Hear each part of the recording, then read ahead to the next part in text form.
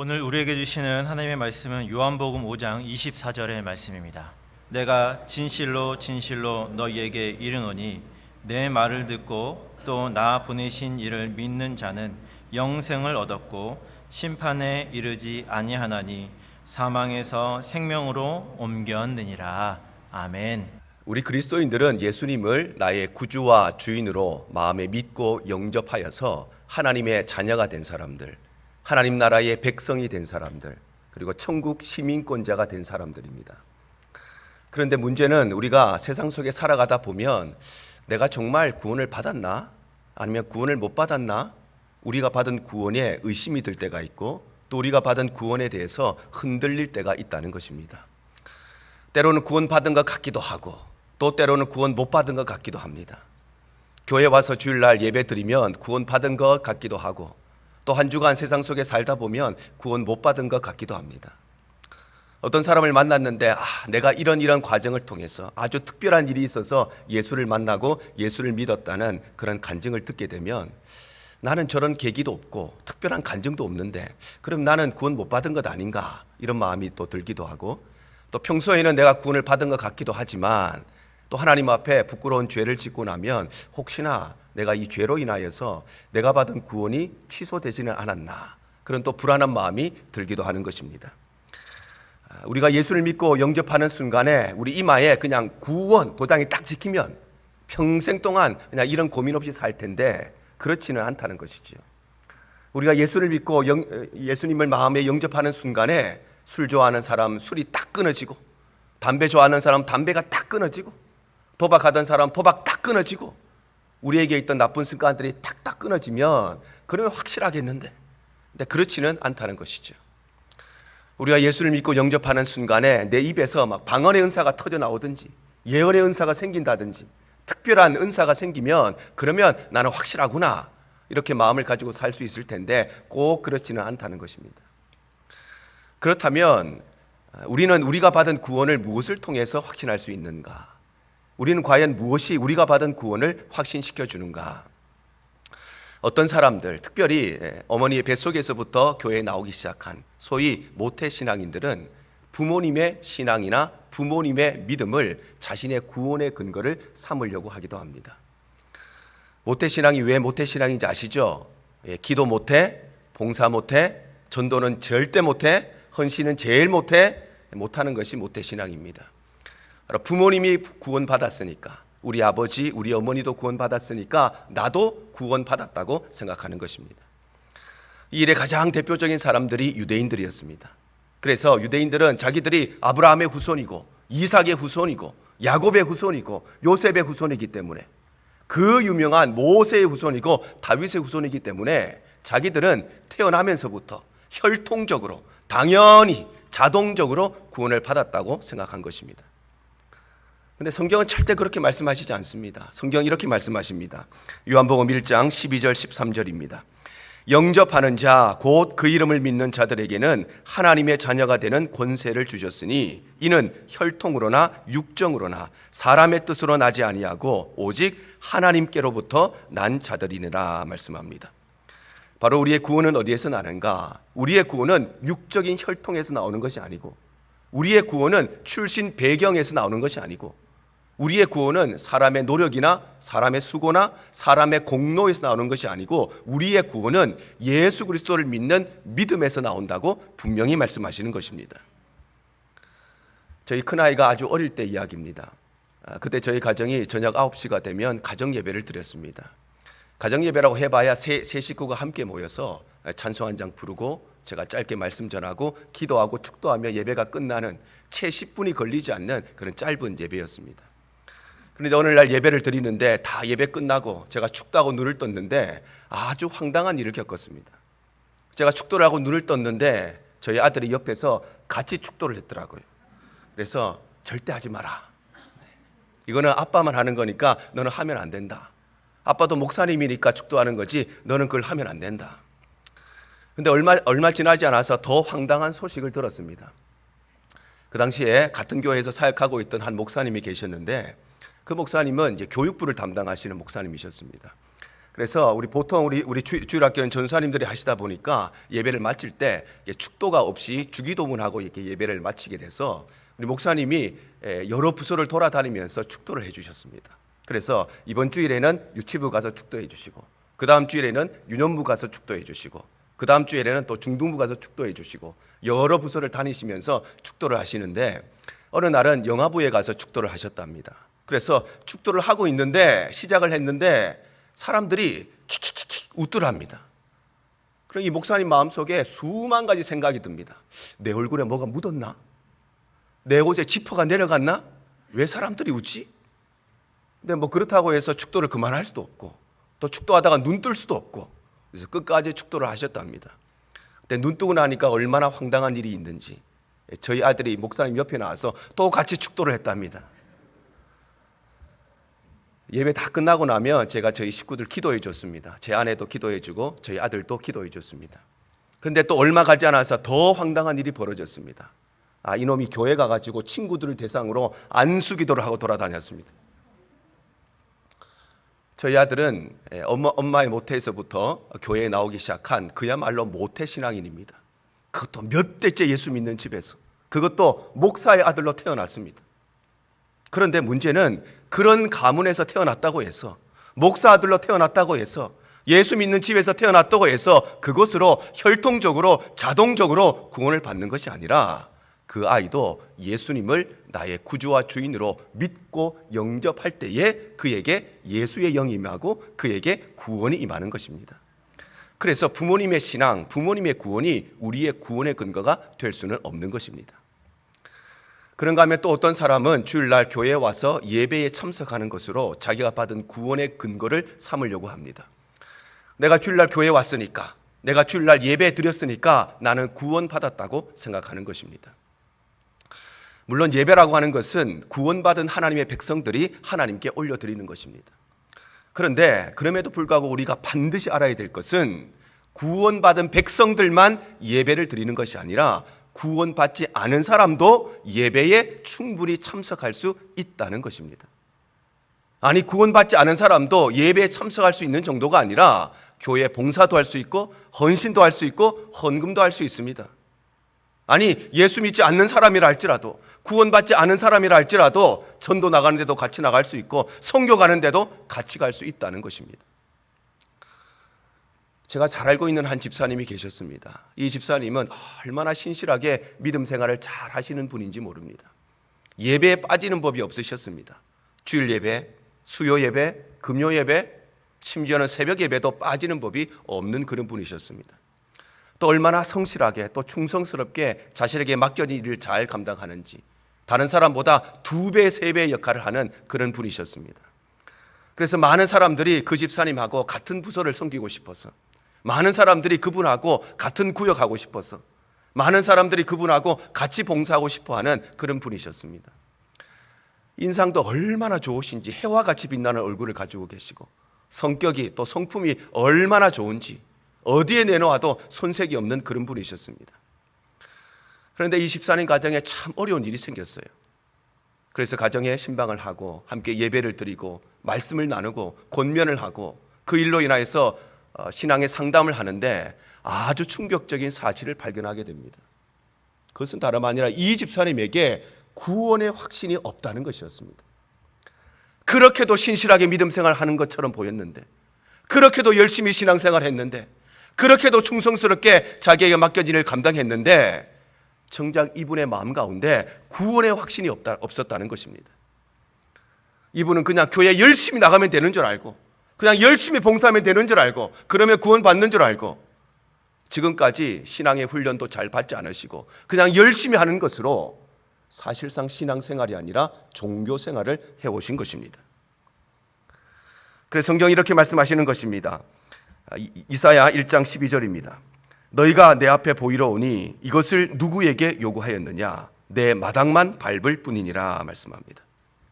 바로 교회라는 이 공간에 발을 내디뎠다고 해서, 예배라는 의식에 참석했다고 해서 그것이 우리의 구원을 보증해주고 우리의 구원의 근거가 되지는 않는다는 것입니다.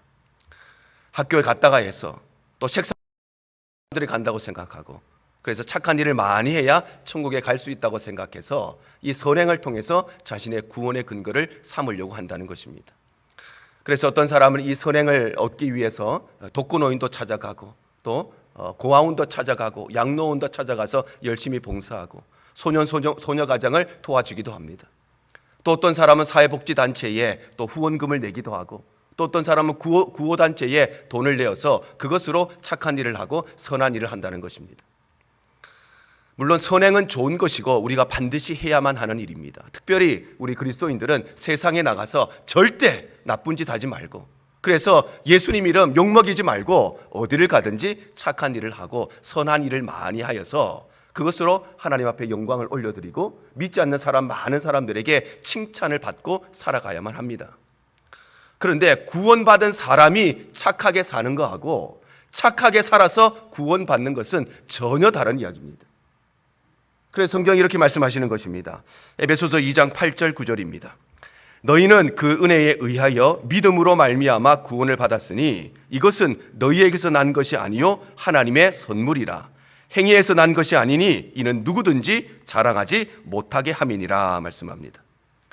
바로 구원은 우리의 행위로부터, 우리가 착한 일을 하는 것, 우리가 선한 일을 하는 것에서 나오는 것이 아니라 구원은 하나님께서 우리에게 베풀어 주시는 값없는 은혜의 선물이라는 것입니다.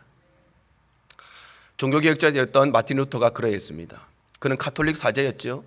그래서 구원받으려면 믿음을 가지고 있어야 되고 뿐만 아니라 그 위에 착한 일을 많이 해서 공덕을 쌓고 선행을 해야 된다고 그렇게 배우고 자기도 그렇게 알고 다른 사람에게 또 그렇게 가르쳤습니다. 그래서 이 구원을 위해서 착한 일을 많이 했습니다. 선한 일을 많이 했습니다. 그런데도 불구하고 그의 마음 가운데 구원의 확신이 생기지 않는 것입니다. 죄를 지어서 이 죄의 문제를 해결하기 위해서 고행을 하고 자기 몸을 채찍으로 때리고 수많은 일을 하는데, 그런데 하나님이 내 죄를 용서해 주셨다고 하는 사죄의 확신이 생기지가 않는 것입니다. 구원의 확신이 없고 사죄의 확신이 없고 그가 신앙의 깊은 절망에 빠지게 됩니다. 과연 내가 어떻게 하여야 구원의 확신을 얻나?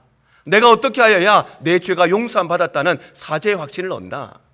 그는 깊은 고독 가운데 말씀을 묵상하다가 드디어 진리의 말씀을 발견합니다. 그것이 바로 로마서 1장 17절의 말씀입니다.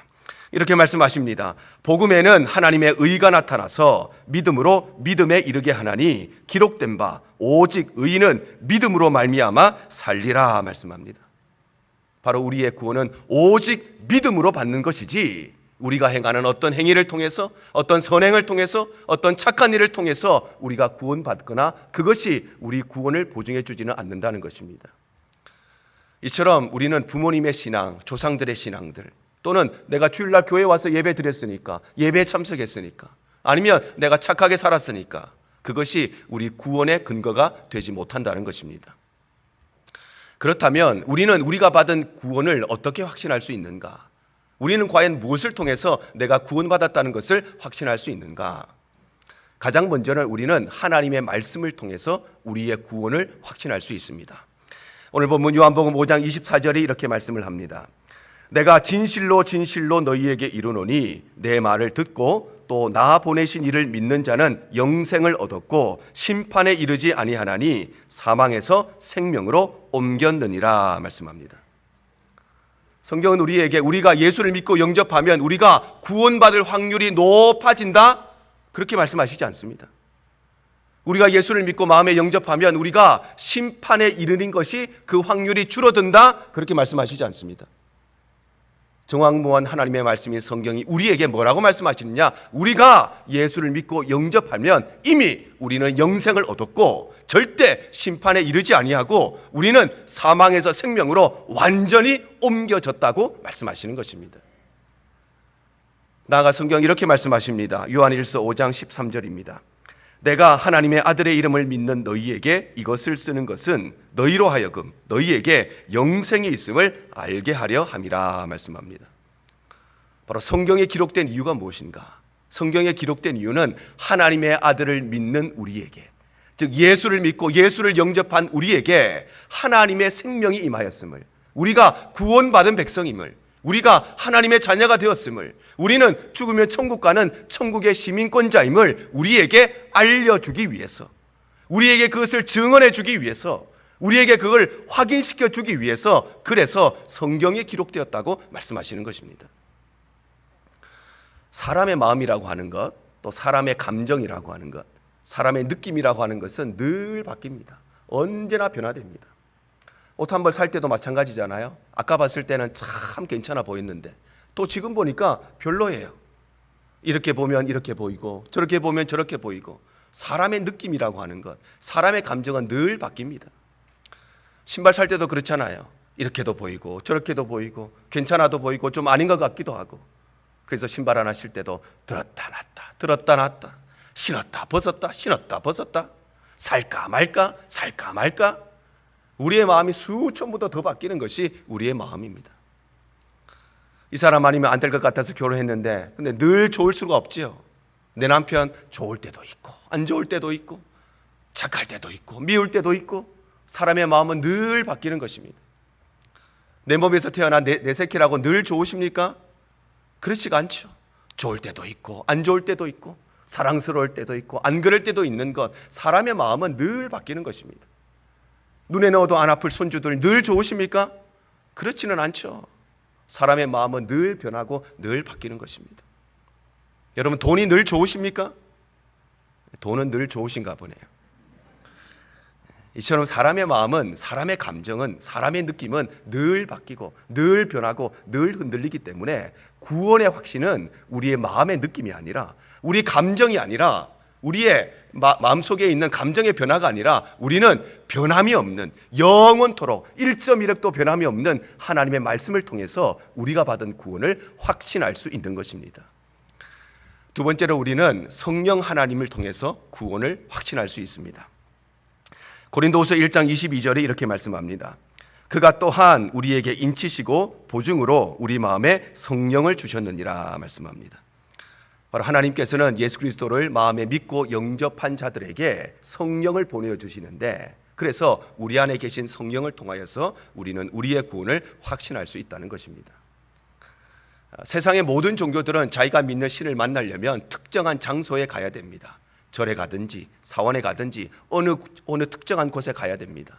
왜냐하면 그곳에 가야 그 신이 있기 때문에, 그래서 그곳에 가야만 그 신을 만날 수가 있기 때문입니다. 그런데 우리 그리스도인들은 그렇지가 않죠. 왜냐하면 성령께서는 우리 마음에 계시기 때문에 우리는 언제든지 어디에서든지 이 하나님을 만날 수가 있는 것입니다. 그래서 우리 안에 살아계신 성령께서 우리에게 구원의 확신을 허락해 주시는 것입니다. 로마서 8장 16절입니다. 성령이 친히 우리의 영과 더불어 우리가 하나님의 자녀인 것을 증언하신다 말씀합니다. 바로 우리의 마음속에 계시는 성령께서 무슨 일을 하시느냐? 우리 안에 계신 성령께서 우리가 하나님의 자녀가 되었다는 것, 우리가 하나님의 백성이 되었다는 것, 우리가 천국 시민권자가 되었다는 것, 그것을 우리의 마음 가운데서 증언해 주시고 증명해 주시고 확인시켜 주시고 확신시켜 주신다는 것입니다. 그래서 우리는 우리 안에 계신 성령을 통하여 내가 받은 구원을 확신할 수 있는 것입니다.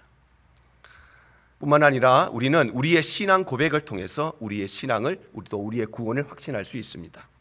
고린도전서 12장 3절 하반절입니다. 또 성령으로 아니하고는 누구든지 예수를 주시라 할 수 없느니라 말씀합니다. 바로 성령의 감동이 없이는, 성령께서 우리의 마음을 움직여 주시지 않으면 우리는 결코 예수님을 나의 주님이라고 고백할 수가 없다는 것입니다. 그래서 우리가 우리의 입술로 예수님을 나의 구주와 주인이라고 고백하는 것, 그것이 바로 성령의 역사이기 때문에, 내 의지의 결과물이 아니라 하나님의 역사이기 때문에 우리의 신앙 고백을 통해서 내가 구원받았다는 것을 확신할 수 있다는 것입니다. 전도를 하다 보면 그런 분들이 있습니다. 복음을 처음 듣는데도 불구하고 귀 기울여서 잘 들으시는 분들이 있습니다. 그리고 복음을 들으시면서 그 말이 다 맞는 것 같습니다. 긍정하시는 분도 계시고, 복음을 들으면서 정말 제 이야기 같습니다, 놀라시는 분도 계시고, 어떤 분들은 복음을 처음 듣는데도 불구하고 눈물을 흘리시고 감동하시는 분들도 계십니다. 그런데 복음을 다 전하고 나서 그분에게 마지막으로 예수님을 마음에 영접하기를 권면하면 그것을 끝까지 거부하시는 분들이 있습니다. 복음을 듣다 보니 내 이성적으로도 다 이해가 되고 지성적으로도 그 다 맞는 말 같은데, 가장 중요한 것은 성령께서 그의 마음에 감동하심이 없었기 때문에, 성령께서 그 마음을 터치하시지 않으셨기 때문에 그는 그 일을 끝까지 거부할 수밖에 없는 것입니다. 그런데 반대로 정반대로 듣기 싫어서 아주 미치는 사람이 있습니다. 어쩔 수 없이 그냥 들어주는 척하는 사람도 있습니다. 그런데 이분에게 복음을 다 전하고 나면 복음 전할 때 얼마나 마음에 갈등이 많습니까? 이 사람에게 계속 전도를 해야 되나? 말아야 되나? 하나님이 한 사람 한 사람 구원의 때가 다 있는데 오늘 이 사람에게 향한 하나님의 시간표가 아닌가? 맞는가? 괜히 내가 오랫동안 이야기했다가 이 사람이 복음에 대한 거부감이 더 많이 생기는 것은 아닐까? 여러 가지 생각이 들죠. 그런데 복음을 다 전하고 이 사람에게 예수님을 마음에 영접하기를 권면하면 흔쾌히 예수님을 마음에 영접하는 분도 있습니다. 사람의 눈에는 듣기 싫어서 아주 미치는 것처럼 보이지만 하나님이 그 마음에 역사하시면, 성령께서 그 마음에 감동하시면 그 마음의 문이 열리고 그가 예수를 주시라고 고백하는 것입니다. 얼마 전에 소천하신 이여령 박사, 아마 모르시는 분이 없으실 것입니다. 대한민국 사람 중에 가장 최고의 지성이라고 불렸던 그런 분입니다. 그래서 그는 평생 무신론자로 살았습니다. 많은 사람들이 이여령 박사를 전도하려고 기도도 하고 그에게 복음도 전하고 그에게 예수 믿자고 권면도 하고 교회 가자고 전도도 많이 했습니다. 그런데 그가 가지고 있는 지성과 이성으로 복음을 이해할 수도 없고 받아들일 수도 없었습니다. 그래서 그는 평생 동안 하나님이 없다고 생각하는 무신론자로 살 뿐만 아니라 여러 글들을 통해서, 언론을 통해서 기독교를 공격하는 것도 마다하지 않았습니다. 그런데 그의 인생에 70이 넘은 노년의 인생이 돼서야 그는 예수님을 마음에 영접하고 예수님이 나의 구주와 주인이라고 고백하고 세례를 받았습니다. 과연 무엇이 이 사람을 예수님의 십자가 앞에 무릎 꿇게 했을까요? 과연 무엇이 이 사람으로 하여금 내가 내 삶의 주인이 아니라 예수님이 내 삶의 주인이라고, 예수님이 나의 구주라고 고백하게 했을까요? 어떤 대단한 사람이 논리적인 설득으로 이여령 박사를 설득했을까요? 어떤 대단한 사람이 철학적인 사고를 가지고 이 사람의 마음을 움직였을까요? 아니, 최고의 지성이라고 불리는 이 이여령 박사에게 논리적으로 설득할 수 있는 사람, 철학적인 사고로 그 마음을 바꿀 수 있는 사람은 아무도 없을 것입니다. 그런데 어떻게 그가 평생 동안 하나님이 없다고 생각하고 그렇게 믿고 살아왔는데 결국 그의 입술에 예수님이 나의 주인이라고 고백하고 세례를 받고 예수를 믿었는가? 바로 그의 마음에 성령께서 역사하셨기 때문에, 그의 마음을 성령께서 여셨기 때문에, 그래서 그가 예수님을 주님이라고 고백할 수 있었던 것입니다. 그래서 우리는 우리의 신앙 고백을 통해서 우리가 받은 구원의 확신을 얻을 수 있는 것입니다. 또 한 가지, 우리는 우리의 삶의 변화를 통해서도 우리의 구원을 확신할 수 있습니다. 왜냐하면 예수를 믿게 되면 가장 먼저 우리의 관심사가 변화되기 때문입니다. 로마서 8장 5절과 6절이 이렇게 말씀합니다. 육신을 따르는 자는 육신의 일을, 영을 따르는 자는 영의 일을 생각하나니 육신의 생각은 사망이요 영의 생각은 생명과 평안이니라 말씀합니다. 바로 육신에 속한 자는 육신에 속한 것에 관심을 가지지만 영에 속한 자는 영적인 일에 관심을 가지게 된다는 것입니다. 그래서 예수 믿기 전에는 나한테 유익이 되는 일이면, 나한테 이익이 되는 일이면 고민도 하지 않고 그거 했는데, 그런데 예수를 믿고 나면 나에게 이익이 되고 유익이 되는 일이 분명함에도 불구하고 하나님이 어떻게 생각하실까? 하나님이 정말 좋아하실까? 내가 이 일을 해도 되나? 하나님이 기뻐하실까? 하나님을 의식하며 살아가게 되는 것입니다. 예수를 믿기 전에는 성경에 대해서 전혀 관심이 없죠. 내 주변에 성경 읽는 사람도 많고 성경 이야기 해주는 사람도 많은데 전혀 관심이 없습니다. 그런데 예수를 믿고 나면 성경에 대해서 영적인 관심이 생겨나기 시작합니다. 왜냐하면 예수 믿기 전에는 이 성경의 이야기가 내 이야기가 아니라 남의 이야기였는데, 그런데 예수 믿고 나니까 이 성경의 이야기가 나의 이야기가 되기 때문입니다. 예수 믿기 전에는 전도에 대해서 전혀 관심이 없죠. 그런데 예수 믿고 나면 전도의 마음이 생기기 시작합니다.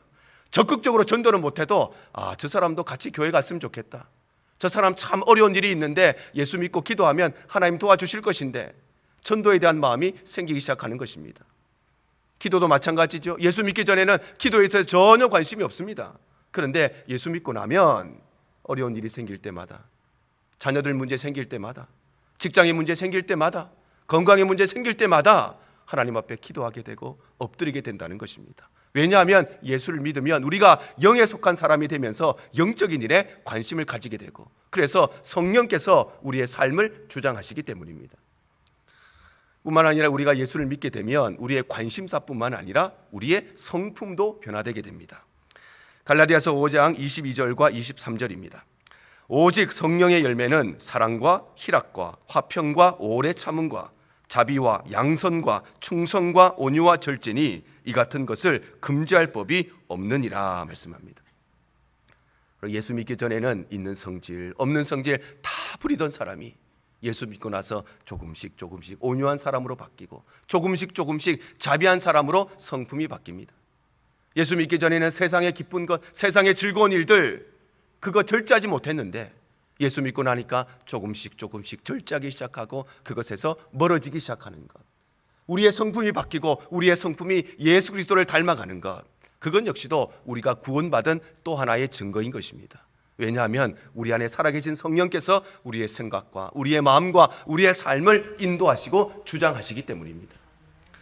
이처럼 우리는 하나님의 말씀인 성경을 통해서, 또 우리 안에 살아계신 성령을 통하여서, 또 우리의 신앙의 고백을 통하여서, 또 우리의 삶의 변화를 통하여서 우리는 우리가 받은 구원을 확신할 수 있다는 것입니다. 지금부터 약 3,500년 전에 하나님께서는 애굽에 노예 생활을 하고 있던 이스라엘 백성들을 구원하시기 위해서 그들에게 한 가지 구원의 방법을 제시해 주셨습니다. 그것은 다름 아니라 어린 양을 잡아서 그 피를 문설주에 바르면 그러면 구원을 얻을 것이고, 어린 양의 피를 바르지 않으면 그러면 멸망을 당할 것이라고 구원의 방법을 주셨습니다. 그래서 앞집 사람이 하나님의 말씀을 듣고 어린 양을 잡고 피를 내어서 자기 집에 문설주에 발랐습니다. 뒷집 사람도 하나님 말씀을 듣고 어린 양을 잡아서 그 피를 자기 문설주에 발랐습니다. 앞집 사람은 양의 피를 다 바르고 나서 하나님이 이 피를 바르는 자 구원을 주신다고 말씀했으니까 나는 그 말씀대로 어린 양을 잡아서 피를 발랐으니까 나는 구원 받았지, 기쁜 마음으로, 확신 있는 마음으로 잠자리에 들었습니다. 뒷집 사람도 피를 다 발랐습니다. 그리고 자려고 누웠는데 갑자기 마음에 의심이 듭니다. 내가 피를 바르긴 했는데 근데 정말 내가 구원을 받을까? 못 받을까? 그러면서 갑자기 어제 지은 죄가 생각이 났습니다. 그래서 벌떡 일어나서 하나님 앞에 엎드려서 하나님, 제가 어제 이런 죄를 지었는데 죄를 용서해 주십시오. 그리고 또 자려고 누웠는데 또 갑자기 지난주에 지은 죄가 또 생각이 났습니다. 그래서 또 벌떡 일어나서 혹시 내가 구원 못 받을까 봐, 그래서 하나님 앞에 제가 지난주에 이런 죄를 지었는데 하나님 용서해 주십시오. 그리고 또 자려고 누웠는데 이번에는 작년에 지은 죄가 생각나고 옛날에 지은 죄가 생각이 났습니다. 그래서 또 벌떡 일어나서 지난달에 지은 죄, 작년에 지은 죄, 알고 지은 죄, 모르고 지은 죄, 기억나는 죄, 기억 안 나는 죄 다 회개하고 불안한 마음으로 새벽녘이 되어서야 잠자리에 들었습니다. 사랑하는 여러분, 이 두 사람 중에 누가 더 안전할까요? 앞집 사람일까요? 아니면 뒷집 사람일까요?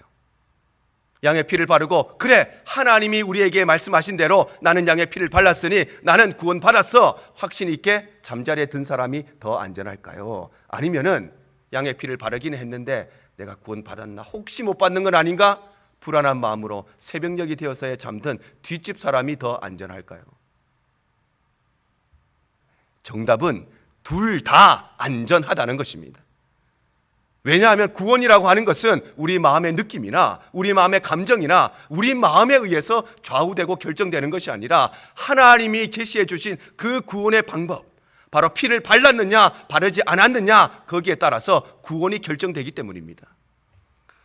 오늘날 이 시대에 하나님께서는 그 어린 양의 원본이신 예수 그리스도를 믿는 자에게 구원을 주신다고 말씀하셨습니다. 그래서 예수 그리스도를 믿고 영접하는 것, 우리 마음의 감정, 우리 마음의 느낌에 의해서 우리의 구원이 결정되는 것이 아니라 내가 예수를 믿고 영접했다는 그 사실을 통해서 우리의 구원이 결정되고 우리의 구원이 좌우되는 것입니다.